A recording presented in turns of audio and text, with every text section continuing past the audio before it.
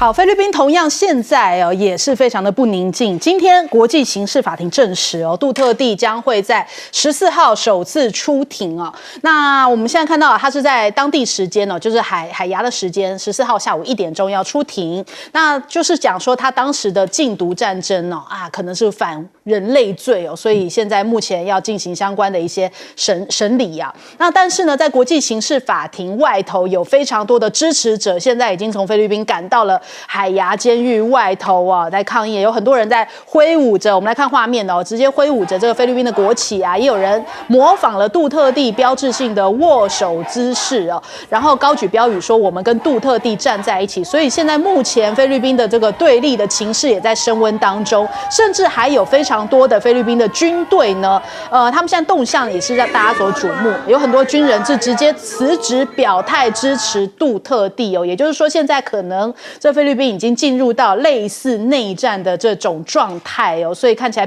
挺不平静的。那另外我们来看看这两大家族的斗争升级其实也是关乎到这个2028接下来这个政局的动向杜特地的女儿莎拉杜特地的弹劾案呢，可能会影响到她问鼎2028大选也会决定到接下来菲国的政坛。其实菲律宾也是牵动到中美双方因为杜特地家族是跟中方比较好，那这个小马可仕呢现在是比较倾向美国。那这个就要回溯到上世纪60年代其实当时杜特地的父亲在任职于老马可仕的内阁，但是呢他却是这个推翻老马可仕政府的这个其中一个革命力量那后来呢迫使了老马可仕家族的逃亡。不过到2022好像这个一笑泯千愁嘛，就两大家族决定携手让这个莎拉杜特地担任小马可仕的这个副手的角色出来选这个总统选举。但是没想到事情很快就急转直下，莎拉杜特地呢没有办法，就是当初小马可仕承诺给他国防部长的位置跳票了，后来只给这个教育部长。那因此杜特地又觉得说小马可仕你怎么可以这样跳票开始两个家族的嫌隙又再度翻搅起来他甚至还骂小马可仕是瘾君子甚至呢他们还讲说威胁要把老马可仕的尸骨挖出来丢到海里，要砍掉小马可仕的脑袋。所以双方的这个交锋越演越烈。那我们看华尔街日报就讲，其实那个杜特地他被捕背后也反映出来两大权势家族的恩怨。有国际刑事法院的官员就讲，1年多前呢小马可仕的政府就已经私下透露，如果法院发出逮捕令了他们将会采取行动。所以现在看起来一切早就是有预谋准备好的那2022年其实我们来看一下这个时间轴，当时呢整个国际舆论看起来，因为他结合这个杜特地家族嘛，很多人就想说现在小马可仕可能跟老马可仕不一样，是转向对于中国大陆走的比较接近当选之后呢，在2023年他也成为这个北京第一位这个接待的外国元首，就进行了3天的国事访问。当时也展现出来就说要提升双边的关系。所以小马可仕是不是在政治诚信上面总是我讲一句话，然后后面又会跳票，不断的在各种的场合上面重演着那后来这个到4月份的时候，就开始在南海出现了一些跟中方的争端甚至还当面向李强提出过质疑。2024年这个状况是越来越差，那一直到这个后来美国还把这个提风系统摆在了这一个等于说摆在菲律宾这边，那说射程可以直达中国大陆的东南沿岸。现在看起来这个菲律宾已经完全是站队到美国那里去了。那我们来回顾其实当时呢老马可仕，也就是说这小马可仕的妈妈伊美黛3000双血后的事情也是轰动一时那个贪腐可以贪到这种程度，3000双是名牌鞋在广为这个国际上面大家就讲成一个贪污笑柄当年老马可仕也是由美国支持那家族非常的有钱，所以这一回是不是小马可仕也想要把这个杜特地给斗垮之后，让这个家族重新长期执政呢？这个首先我们来请教一下亮哥。因为当初杜特地去检举他向国际刑事法院，就是美国支持的 NGO 啦，搞不好就是 USAID 那杜特地就愤而在2019年退出国际刑事法院。那小马可斯当选之后，他并没有回去啊。对。可是小马可斯做了一件事，他配合刑事法院做调查。那因为这个案子在检举之后，他要查事证，所以菲律宾的警方就提供证据嘛。那确实啦，因为他那个反毒允许警察开枪嘛，所以死了6000多人，这个是真的啦。可是这个能不能构成叫反人类罪啦？问题在这里啦。那很多人就说，如果不是反人类罪、种族灭绝，那轮得到你国际刑事法院来管吗？你会不会管太多啦？这个应该是属于菲律宾国内要不要审判的问题嘛？对不对？所以这里面就有一个政治的动机在，就是说，那个小马可斯就配合国际刑事法院啊。那可是杜特地坦白说，他也有他的政治动机啦。他人在香港啊，他为什么要回来马尼拉？他就摆明了，我就让你逮捕，我就配合你去荷兰海牙，把事情闹大。其实我有点意外，荷兰海牙竟然有那么多菲律宾人啊。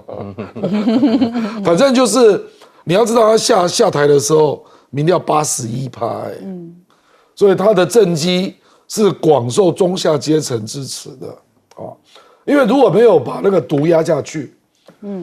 菲律宾怎么做经济发展？对，还有一些基础建设，他做了蛮多事的啦。尤其是打通了南部对外的交通联络，所以南部的人都很感谢他啊。所以我跟你讲，这个变成一个政治风暴，会变成南北对立，两大家族对立啊。然后沙拉杜特地又要参选2028的总统，那目前他民调第1了。可是也没有很高，就29。那另外3个都非常低，都10左右啊。那现在就是杜特地，搞不好回来就是打了一针猪血，不是猪血，鸡血，鸡血，搞不好民调就冲到40以上啊。可是就是说他要延长到2028，这个也有一定的难度啊。所以这没办法，菲律宾的政治就是这样。好，请教帅将军。我觉得小马可是讲了一句话，就蛮危险的。他说，这样的话会牵到中国在南海的冲突啊，会牵到美菲的协同条约、联合条约。那这个就会造成中国大陆说不定，我就拿马德雷号事件来试你一下。美国对你菲律宾的防卫条件够不够？因为这个试探就是相对的。也是在试探美国对台湾的承诺，或者说你讲的那个含含糊糊的一个中国公报。因为马德雷事件说大可大，说小可小，你只有8个搁浅的船以救难的名义把你移除掉，你马可斯敢不敢说这是中国大陆对你的军事进犯？那么我跟你讲，很多国家这种类军事的试探动作很多。你看严重一点的来讲，当年毛泽东对台湾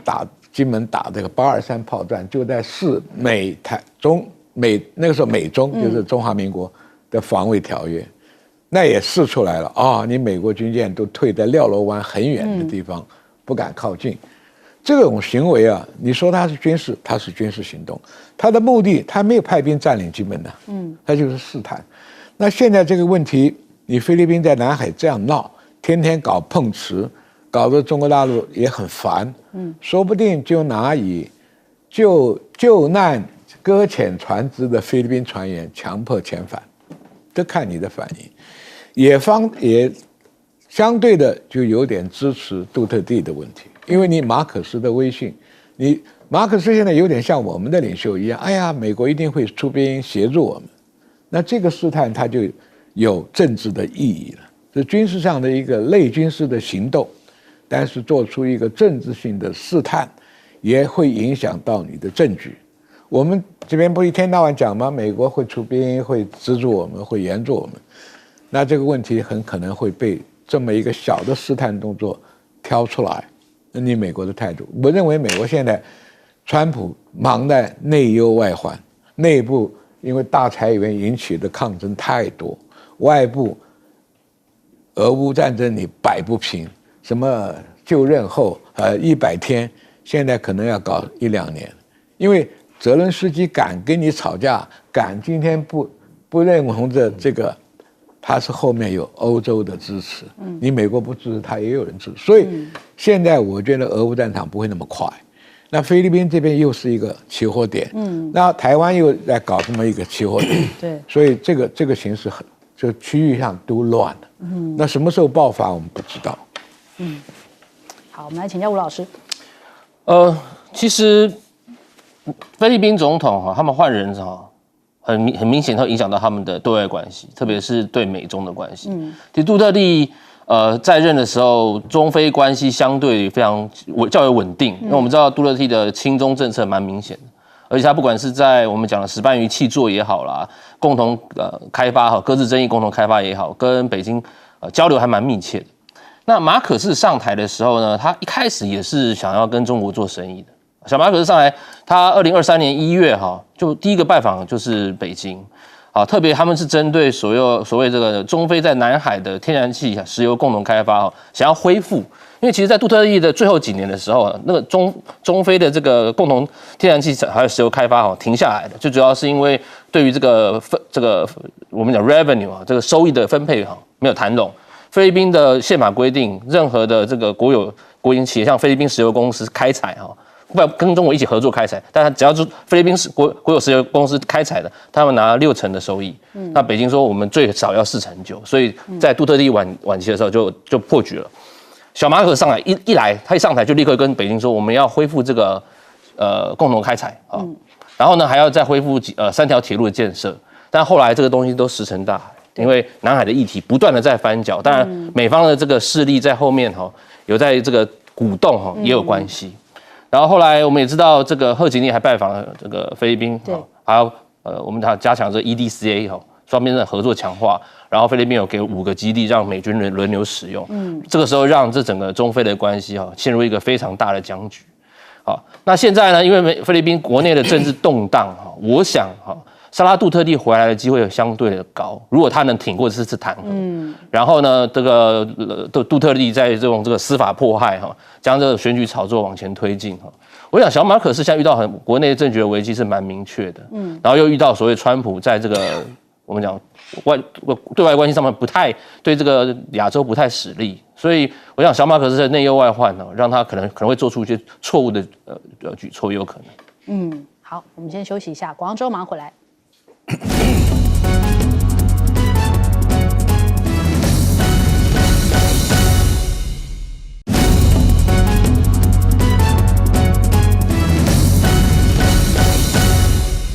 另一场战争我们这个15这3题都是跟这个烟硝味有关俄乌战争到底能不能停火了呢？现在目前呢，普丁表态呢，原则上是支持停火，但是呢，解决危机根源才是实现长久和平所以现在看起来要跟川普来通电话来联系讨论一下。那川普也讲说很乐意见面或是通话，要尽快把这个事情给解决，因为说的100天快到了，这个4月就要到了100天看起来好像目前还有点焦灼那川普的特使也已经抵达莫斯科了，克里姆林宫也确认说这个美俄会谈，佩斯科夫就讲说这个谈判人员已经飞来啦，确实有安排要接触，但是并没有透露美方是派谁来。那这个泽伦斯基讲普丁正准备拒绝停火协议只是不敢告诉川普，这是在拖时间所以现在目前看起来，美国本身民意的这个民调显示，有56%的民众是担心，川普会不会跟俄罗斯走得太近啦，有点关系太过密切了，甚至这当中还包含了25%的共和党人。但是真如川普这样子想象中可以那么快停火吗？目前俄罗斯一方面就说可以来谈，另外一方面军事上面却是加大力度在快速收回这个库斯克。那昨天就看到晚间就已经有一些快讯出来这个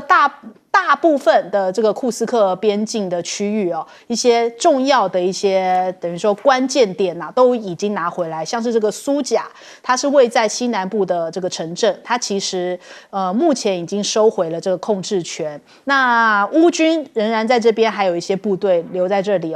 普丁的讲法是说，留在这边只有2条路可以选择，要么投降，要么就在这边灭亡哦，牺牲哦。那其实也有这个乌方也有透露说，有一些乌军已经正在撤离当中。乌克兰现在目前控制库斯克的面积已经不到200平方公里哦，入侵的高峰期哦是1300平方里，所以现在差距非常的大。那根据乌克兰的权威机构，他们的地图显示，过去1周呢，这个红色区块你看到急剧的缩小，红色区块是俄罗斯拿回的土地哦，所以现在看起来，俄罗斯占领的土地啊，所以现在看到的，乌克兰现在控制的本身的国土面积也在缩小当中。那美联社报道啊，这个乌克兰的士兵跟指挥官很担心哦，俄罗斯它是有空优的哦，它仍然在这个库斯克这一边呢，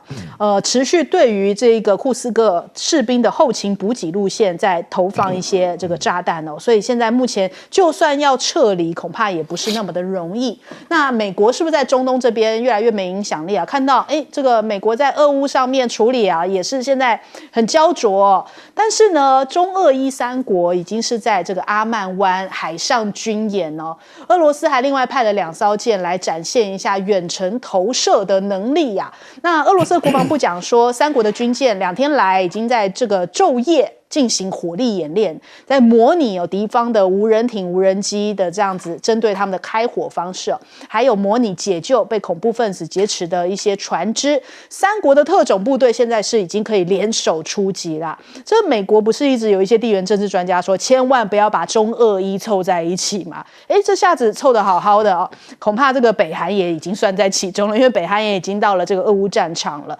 那伊朗的总统讲，我才不跟普丁谈。现在看起来好像这个也门胡塞已经重燃了红海危机。他说，他不跟这个川普谈。那伊朗的石油部长就是现在美国要朝他来做一些制裁，还有包含了这个影子舰队要用制裁的方式，还有效吗？伊朗还会怕吗？那以色列呢？他们讲说这个美国的中东政策是在故意制造混乱的征兆，是什么呢？就是说感觉现在美国好像有一点反复无常，然后为了让美国自身有一个回旋余地，所以连以色列媒体都有这样子的声音发出来了。所以是不是代表美国真的是越来越没有中东的影响力呢？我们来请教一下亮哥。我觉得这个卢比奥在跟乌克兰在沙特阿拉伯会谈啊，我觉得卢比奥真的有点搞不清楚状况啊，因为乌克兰的诉求是合理的啊，因为他现在比较弱势嘛，所以他希望30天停火，那美国就恢复军援，他可以补元气啊。那第二个是他需要一点时间，因为他跟欧洲的合作正在打造之中嘛。那第三个就是他相对比较弱嘛，所以就希望俄罗斯你不要再攻了啊。结果卢比奥竟然同意了，重点是在这里啊。美国同意了，这代表什么意思啊？就是好，我们停火30天，我恢复军援，你等于让美国陷进去了。你有怎么脱身啊？那俄罗斯当然知道这个是乌克兰的文宣攻势，所以我也不能够说我反对停火啊。所以你看普京多老狐狸啊，他就说原则上我们同意停火啊，可是有些细节要研究啊。我们希望不是短期的停火，必须是长久的和平。他又拉到了基本观点了，就乌克兰你没有对和平方案提出主张啊。比如说你的领土你要让哪里，对不对？你要不要宣誓你绝对不会加入北约？乌克兰现在都改口了，他不讲北约，他说我要有安全保证。所以就在这里就卡住了嘛。所以我跟你讲，普丁啊，我认为普京真的是一个老狐狸，就是说我也不要在国际上让人家觉得我反对停火啊，可是实际上是另一个僵局。那他就说我会直接跟川普联络，意思就是他不要跟卢比奥联络。所以卢比奥真的是未来问题很大了。未来搞不好美国跟中国还有美国跟俄罗斯就没有卢比奥的角色了。搞不好川普真的要换掉他。不，因为他真的卡这个局真的蛮奇怪的。你美国并没有进一步俄乌谈判的任何的方案。乌克兰有告诉你吗？说他永远不加入北约，或者领土愿意放弃哪里都没有讲。对不对？所以你美国哪有什么东西去跟俄罗斯谈？所以俄罗斯就直接跟你讲啊，我的方案没有变啊，说乌克兰4个邦都给我撤军，还是原来那个很硬的条件。所以表示这个谈判根本就还没有开始啊。那原因就是卢比奥怎么会这么天真啊？我就觉得很难以理解了啊。就是所以我跟你讲，川普后来就直接派那个中东特使，就是他那个40年打高尔夫球那个同伴，直接去中东特使里面接触俄罗斯。卢比奥就不重要了。我觉得他就是放一边去了。不，因为他真的没有办法用这个方式解决问题嘛。结果俄罗斯现在拼命在打，苏甲被占领。对，而且他摆明了，他公开讲，他这个有很多都是，反正就是要歼灭的意思。他并没有要当做战犯哦。所以我认为会死蛮多人的。好，请教帅将军。因为你看俄罗斯现在用的手法，就是我们中国老古辈讲的，动之于9天，长之于9泉呢，黄泉呢，天上飞机、炸弹、导弹、无人机、温压弹没停过，地下用那个天然管气的管道，爬过去，然后伞兵降下去，这都是非常立体作战的，而且这个作战会引起很大的战场效应。怎么讲？前面是敌人，后面也是敌人，地底下又冒出敌人，对战场的乌克兰守军来讲非常不利。那代表普丁的意思就是加速战争的进行，因为凡是了解战史的人都知道，停火协定是停停打打打打停停，随时都可以撕破脸的。那个这一点保障都没有。那为什么泽连斯基我很同情他？他要了半天，地也卖了，矿产也卖了，只要你美国给我一点安全承诺。你看川普多决绝，承诺话一句不谈，我只要你的地上的矿物。所以这也是泽连斯基抵死不从的一个原因。第一方给乌克兰老百姓有交代，我奋斗过了；第二个引起了欧洲12个国家，至少表面上都在拥护他，也暗地答应给他有1800亿的。不管这个钱有没有，至少泽连斯基拿到了一部分。第二个，美国川普也被逼的说开放这个天上的共享情报，就让那美国开放的意思也是让俄罗斯讲，你也不要想那么快，就一下子战完了。你不同意我这个和平协议的话，我会继续支持乌克兰。所以双方都在不在言中用行动在做这个事。那普丁根本是老神算，你们能闹出多大的动静？我现在部队也到了，天气也快变暖了，军力也备齐了，对，我就一次给你干掉。这就是大家肚子里不讲的话，所以嘴巴讲我同意30天协议，我哪里会给你1天的喘息时间？对呀。那一次干掉，有可能这个面积更大嘛？占对，领面积将来这个战斗会更激烈吗？战斗会更激烈。我很早2年以前我就讲，第内伯河就是他真正的终极目标。哇！我们讲军事战略、地缘战略，我就是要到这个地方，我才是充分安全。天然疆界，天然疆界，要不然我天天派卫兵守的。好，来请教吴老师。其实我们这次看他们两边这个和谈的一些要求啦，坦白来讲，乌克兰其实他们就是要恢复美军的情报，能继续分享，因为其实那时候川普把情报分享关起来，其实乌克兰打仗就像蒙了眼一样，对，很多资讯找不到。好，那当然还有就是他希望美军能继续支援他们，像海马斯跟陆军战术飞弹，这个是他们在守库斯克非常重要的东西。问题是川普说这我都不给你。所以基本上乌克兰会停战，美国的压力还是在那里。我觉得压力在那里。那乌克兰，我觉得泽连斯基没有牌嘛，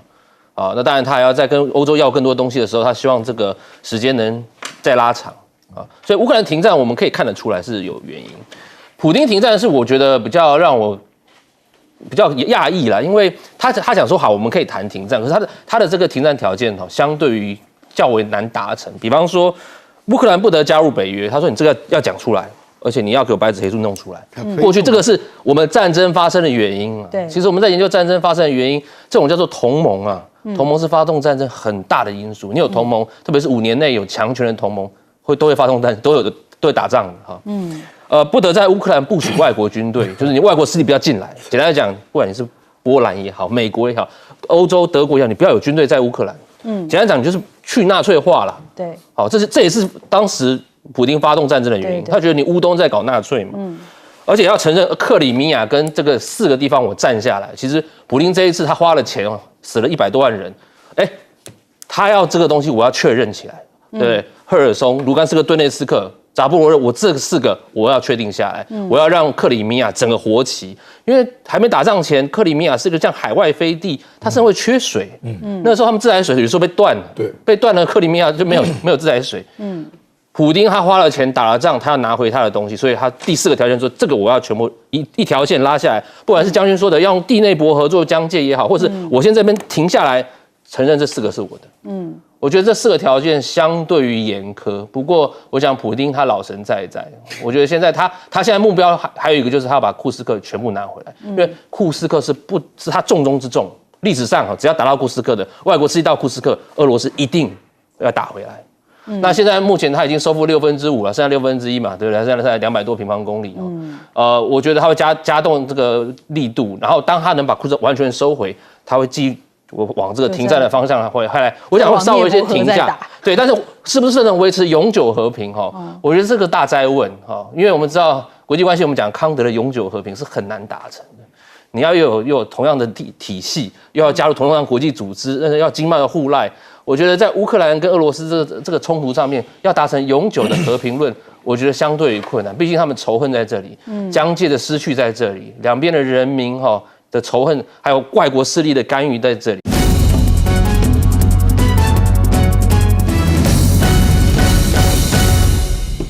欢迎收看《新闻大白话》，我是主持人翟轩。马上欢迎一下这个阶段加入我们讨论来宾，退役中将帅化明。主持人好，各位观众大家好。耶鲁政治学博士郭正亮，大家平安。政大外交系教授吴崇涵。翟轩好，大家好。好，我们知道这个3月12号是国父孙中山逝世100周年，还记得他的遗嘱国父遗嘱和平奋斗救中国呀。但是呢，就在这个100周年的隔天，赖清德宣布这个类戒严、类台独的言论，他首次定调呢大陆，他还不是用大陆，他是说中国为境外敌对势力所以他接下来推出了这个5大国安威胁以及17项因应策略，然后说宣示台湾反被并吞的这种国家意志但是呢，根据我们的中华民国宪法，就是只有一个中国那这个中国里面包含了台湾地区跟大陆地区，何来的境外呢？怎么变成了境外？难道大陆是另外一个国家吗？那你这是不是在宣布台独呢？这是一种台独的论调，潜藏在他这个所谓的赖17条里面那这个境外敌对势力也算是一种宣战吧，就是已经把他中国大陆定调为敌人了。那今天大家也去问了顾立雄，就因为大陆讲说会对台湾采取断然措施，顾立雄很硬气，告诉大家随时备战。大家感受到了吗？就是我不知道台湾民众是不是已经准备好随时备战了，但是我们的国防部长已经这样子喊话，我们的这个赖清德告诉对岸说，你们是敌对的境外势力，这是不是一再的在宣战了呢？我说这我们真的全民真的是被拱上了这个战争的第一线好，那这个顾立雄的完整讲法，国防部随时备战，不然存在价值是什么？还在跟你耍嘴皮就说对啊，我们不就是有国防部吗？那中国每次都在放这些话，那哪些人准备要上战场了？为大家点名一下就是这些日子以来，民进党有讲到的，就是警察、保全，这些都是在战争之后都要变成就是这个军人的还有呢，大学生不用说高中生不是之前也要签切结书吗？就是说要准备上战场，公庙也有被点名过，50岁以下男性就是可能都还要教召的这个男性们也要准备了，36岁以下的女性也在这其中，所以不知道大家有没有符合这些条件，可能要准备上战场了吗？那再来看到国台办的回应非常的强硬玩火者必自焚，陆方绝对不会为台独分裂活动留下空间哦。如果台独分裂势力突破红线，将不得不采取断然措施。还用了4个凡是来警告赖清德，说凡是数典忘祖的人从来没有好下场，凡是背叛祖国的人必将遭到人民的唾弃跟历史的审判，凡是搞台独分裂的人最后只能粉身碎骨，凡是倒行逆施冒天下之大不贵的行为都将自取灭亡。所以用字遣词都非常的重哦。那大陆网友更是群情激愤，在几个这个社群平台上面，微博、头条、百度全部都冲上了热搜榜啊。提到了国台办讲赖清德玩火必自焚，中国台湾省呢，还有台独突破红线必将采取断然措施，通通抽上了热榜。而且大陆学者讲，大陆接下来会有更严厉的措施来回应。赖清德先抛出了这样17条的做法哦，那这个可能就是接下来北京当局可能会采用这个更强烈的经济、军事、法治方式来打击台独。那北京涉台的学者也提到了，这个台独会是一条路走到黑。那在这个昨天赖清德讲完的隔天，也就是今天，央视发布了这一个淮北军舰的实弹射击影片哦。那这一艘这个宜阳舰哦，其实就是在元宵节的时候祝福我们这个元宵节快乐的那一艘。那它这一个常态化战备警巡哦，现在已经在相关的这个准备作业哦。早上东部战区也有发布这一个。锤炼部队快速反应、综合应急保障能力哦，也是已经正在备战的现场。还有呢，这个中国大陆新版的这个军事法规呢，提到了49次的战时，原本旧版只有5次哦，也就是说，现在要求士兵随时准备作战，这是南华早报的一个消息。那更不用说，今天其实对于中国大陆来说也是非常重要的一天，就是反分裂法的20周年。很多人在讲说，赖清德抢在昨天宣布啊，是不是也是刻意要对这个反分裂法好像要释放一些讯息？反分裂法这次的这个规格非常高啊，上午10点已经在北京人民大会堂的东大厅举办了这个座谈会，那包含了这个赵乐际还有这个王毅等人哦都有出席。那这个大陆的国台办主任宋涛刚刚也有讲话，就说我们将会持续依法来强化两岸都同属一个中国，不论台海情势如何变化，一个中国的原则不容置疑，挑战也不能放弃哦。那大陆的国安部也是在今天发布了反分裂法利剑高悬，就是台独势力胆敢以身试法，必遭严惩。那反分裂法当中其实有提到3点哦，就是符合以下3点，大陆会采取非和平手段，也就是武力的手段。那哪3点呢？第一点就是台独分裂势力以任何名义、任何方式造成台湾从中国分裂出去的事实。第二个就是发生将导致台湾从中国分裂出去的重大事变，以及第3，和平统一的可能性完全丧失。不知道大家看完这3条，觉得我们满足了几条？首先我们来请教一下亮哥。因为赖清德他讲话不够精准啊，连林濁水都对他提出更正啊，因为他的用语是中国是境外敌对势力，我们以前的用语都是中共啊，结果他讲中国那我请问你啊，而且这是总统自己讲的，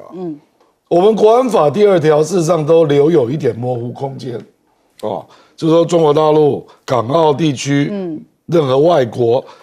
境外敌对势力，他并没有直接讲哪里啊，那赖清德贵为总统，他就直接讲中国是境外敌对势力，那请问和平统一怎么还有可能性呢？对，重点在这里，所以和平统一这个没有了。是啊，这个可能性就完全消失了。这个第3点不符合了，他自己犯了一个大错，他自己都不知道所以我说这个国安团队真的是要打屁股啊。你怎么可以让赖清德讲话讲到这个程度啊？因为我们现有的国安法就有境外敌对势力这个概念，那你要针对境外敌对势力说那个它造成方方面面的渗透，我们也有反渗透法反渗透法也有境外敌对势力这个概念啊。可是蔡英文为什么没有讲话讲到像你这个程度啊？他是完全不留一点空间了，就直接是算是我认为就是他的程度指名道姓了这样子。我觉得，你这样讲，就是他已经是故意了啦。那我是怀疑他是不是无知啊？就是说中国跟中共这个差别很大那他怎么会讲成中国那如果是你的理解说他就是故意的，那我认为还没完。我认为到就职满1周年520。还有一个演讲等着，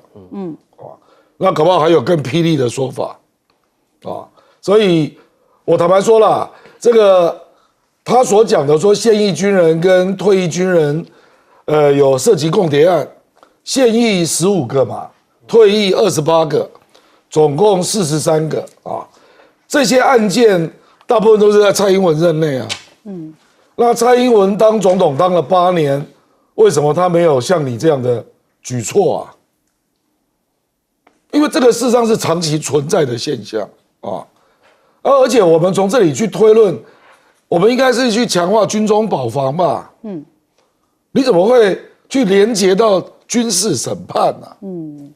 所以我认为他另有目的了。我认为他要恢复军法，真正的目的是要确保战争动员体制，就是动员如果没有到，就是军法。所以他已经在备战了。我认为这个就是美国要求的。所以因为这个逻辑真的很怪，你如果认为是认知作战有人在渗透，或者现役军人、退役军人有类似涉及共谍案的现象，你应该是加强军中保防这个就是蔡英文在做的可是你不是你是要恢复军法恢复军法跟这有什么关系？所以我认为他要恢复军法，事实上就是要确立战争动员体制，尤其是50岁以下的后备军人动员。就是说美国就一定是跟他讲，2027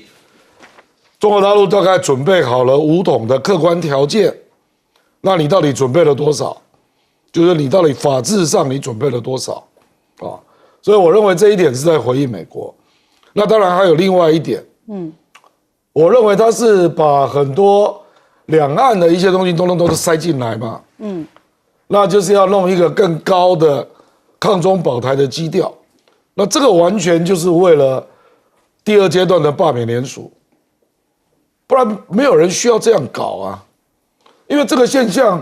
李赖清德以前都讲过别的话比如说台湾的艺人在大陆做一些转贴，中国台湾省，我们这边的宪法还有一些解释的空间对，以前那个艺人转贴还有中国连一点都不能少，不是吗？那赖清德怎么说？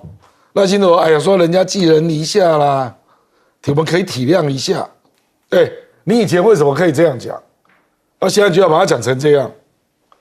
我讲白了就是要做政治动员嘛。他至于为了大罢免要拉高调性到简直像宣布台独一般，当然是这样因为他认为他不计后果，他认为大罢免如果失败，他也完啦。他的个人的政权巩固比什么都重要大罢免如果过，明年地方选举一定惨败嘛。他当然要为了这个要把这个基调拉高嘛。那当然还有我刚刚讲的，要对美国都有做一个战争准备的交代了。100天前，我们刚刚在上一段讲，100天前是尹锡悦宣布戒严100天后换赖清德讲了这一番类似戒严的话语。我们真的准备要打仗了吗？这算不算已经是宣布一种台独的这种言论了呢？我们来问帅将军。你看中国大陆讲的3个定义，它都符合。对，台独分裂势力，任何名义、任何方式把台湾分裂出去。你称以前我们称中共是中国共产党，中国国民党，就是一个中国里面的2个政治体制、2个政治主张，对不对？那称中共呢，你还保留了说你还是中国中间的一个党派，你掌握了一个中国大陆的一部分土地，那中国国民党的这边还有自己生存的空间，所以你现在讲你把敌对势力视为中国的话，那就是明明白白台独嘛，不管你任何方式，对，任何那含义我们也懂嘛，那大陆懂不懂？当然也懂嘛。那顾立雄讲说啊，我们准备好作战。那我一个军人告诉你怎么样准备好作战。第一个，赶快进口台湾老百姓需要的口粮，至少要2到3年存粮，啊，因为要不然你没有饭吃啊。台湾生产的农产品不够的，差很多。我们被围起来就没办法。第二个，只准备10万人的血浆，这个一打起仗来，这10万份血浆很快就用完的，所以要准备。第三个，你光动员的部队，你看乌克兰打到今天，为什么呢？就兵力不足。你现在是2年，那不够。你要训练一个现代化能作战，就算你买到美国好的武器，你的募兵制要变成4年，所以将来就是全部征兵。不管你自愿不自愿，那要4年，那我们勉强可以打一打，对不对？这个军人训练成熟嘛，不要把老百姓当炮灰嘛，那就改为4年制的义务役。第三个，军校现在不招不到生吗？那你就在我们台大啦、清华啦，挑体格健壮的，强迫征。我跟你讲，经济抗战上学可能就被抓去当兵。对，就说你体格合格嘛，直接是暂时当然黑熊青鸟优先。不，那种投机分子，不如选这个优秀的啊，他不够优秀嘛，我们要把优秀的青年、体格合格的，那么我跟你讲，根据抗战的经验，训练2年也勉强堪用了。啊，不要4年了，不读普通科学嘛，全部读军事学，啊。第5个呢，全台湾到处都挖捷运一类的坑道，啊，重庆被轰炸的时候就有很多防空洞，台湾现在没有防空洞，台湾现在唯一安全的就是地铁那个，啊，地下4层5层，捷运系统，那你要从挖，沿海呢，那要盖很多碉堡，地下坑道，这样在一个虚弱的一个军队啊，还可以顽强的抵抗，是吧？那这些东西做好了，你赖清德就跟我讲，我们做好准备，对不对？而且美国要卖什么武器，不能再给我们打不响的库存品啊！你那个这样听起来都没准备好啊！我讲嘛，我真的讲嘛，我是站在一个职业上的专业告诉你嘛，你要跟中国大陆打仗，你就要做一些准备嘛，因为。现在为什么赖清德讲这个话，我也理解了，因为他以前讲的，我们是靠2大支柱，一个世界民主的同盟啊，一个呢我们护国神山的西顿啊。那第一个看世界同盟可不可靠，那就看看乌克兰嘛，号称是西方国家、欧洲国家一力支持的，那这个同盟今天有没有效？啊，我们就凭这个。能够把日本、韩国、菲律宾所有军队都动员起来吗？动员不起来。第二个，西顿已经被挖走了，所以这2个护国的2个支柱呢，没有了，那经济就不要谈了。那台湾要打仗，还有商人留下吗？对不对？进出口停了吗？所以我为什么要强调要有2年份的口粮，至少还有一顿东西吃嘛，对不对？那生意不做，穷一点吧。对。郭立雄，你就照我的方式去做，不做那这个仗不能打嘛，对不对？军校要好的这个学生，士官学校要有学生，4年的兵做完整的现代训练，广设国防战场经营，坑道、地铁这些都做起来，要不然这个仗怎么打？将军，我好奇那我们军法可以，比方说在战时的时候，要求领导人以及这些相关人员不可以离开台湾吗？我跟你讲，我们以前在的时候有军法，也很少拿来吓唬老百姓的了，那只是一纸公文在那边。我们带兵不能完全靠军法，现在军法恢复的就是葛振亮讲的，你不来当兵，我抓起来判刑。对啊，他现在只有这个效果。暂时教招视同现役军人。那些律官如果先跑呢，也可以用军法先抓起来吗？那你要抓得到啊，对不对？这样子是吧？不，某些人你抓不到，现在就跑了，对不对？所以军法不像我们，我跟你讲，军法以前是我们，你现在否定我们的威权式的训练，威权式的管教，现在台湾老不能接受嘛，对不对？军法废掉更没有人接受嘛。现在军法的用处就是抓逃兵嘛，对，不服从动员嘛。好，那我们来请教一下吴老师。其实如果大家记忆犹新，赖清德在竞选的时候，大家那时候还觉得他只是含嘴皮子这样啊，我们常常讲这样啊。对，他还什么4个支柱啦，前进白宫说就是政治阶段性任务完成啊，又否认台独精孙啊，他都要否认，然后大家让他觉得好像他不是那种准备要真的跟你拼个你死我活的那种人哈，他想抢中间选票，但是我们可以发现他其实这个是一再螺旋，他不断在往这个所谓战争螺旋当中迈进啊，特别是他讲的这个4个支柱没有一个是维持和平的，在我们研究看来，这个都是他想要嚇阻。他想要嚇阻就是我们表现出很强壮北京就不会动你啊。问题是，我们常常讲研究国际关系跟国际冲突的人特别很多美国的大师级，他讲，当你准备战争的时候，你就会得到你要的战争，这点是非常明确的事实。准备战争其实它就是往战争的路上迈进。避免战争是我们研究国际冲突最重要。我们要研究战争的发生，并不是我们想要战争，是我们如何避免它。所以，我们有很多方方面面的因素是避免战争发生。但是民进党过去一直以来，他们的这个论调都是想要用所谓备战来所谓避免战争，它是错误的逻辑的这是错误的那我们讲这个所谓嚇阻你嚇阻会失败那现在我们看得很清楚啊，他现在就讲说我们要准备这个军事审判啊，我们要准备这个战争的所有那个准备啊这一点我们看得出来，他真的是想要往战争的路上迈进这是骗不了人的。那但是我们过去一直说，唯一一个可以避免真的会迈入战争，就是美中之间的一个我们讲不管是默契也好，或者是他们2个大权之间的到一个稳定性也好。可是我们看到，其实赖清德刚当选的时候，那时候拜登政府是有派人来关注的。前国安顾问海德利还有斯坦伯格，他们那时候赖清德一来的时候，他就立刻过来了就是要镇住，说你台湾你必须人在美中的框架下。简单讲，我们讲的是你在车子的后座，你不能跑到前座去。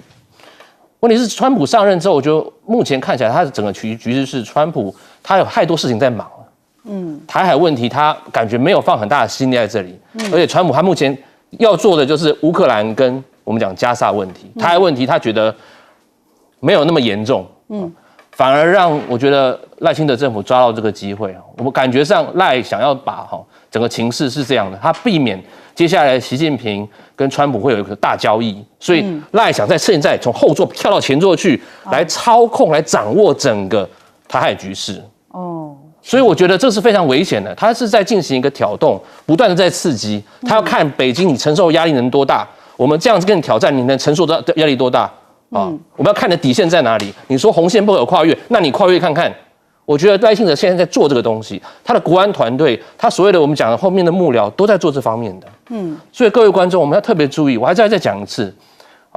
这不是我们乱讲。美国所有的学者，特别是我们在讲美国研究和平的学者，他讲的非常明确的，当你准备战争，你就会得到你要的战争。如果是去挑动川普的话，通常下场不会很好那要看川普接下来回过神来的时候，他发觉不对，怎么这个台海问题又超乎他的想象了？对，那个时候我想川普会有一些作为。而且赖清德更猛，他一次挑动中美2国的神经，这恐怕没有人敢像他这个样子。这才够资格当棋手嘛。棋手。好，我们先休息一下，广告之后马上回来。他在玩棋。